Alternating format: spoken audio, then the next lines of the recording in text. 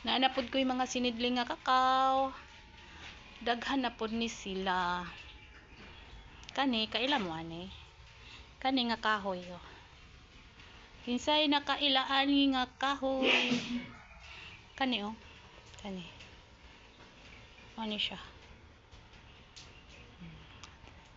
Pero among kakao daghan na pod kayo nga seedling. Napay uban dinhi, wala pa pod.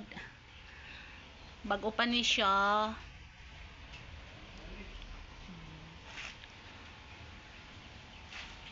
Kani.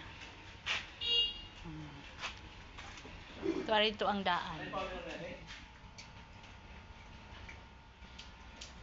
Mao ni siya.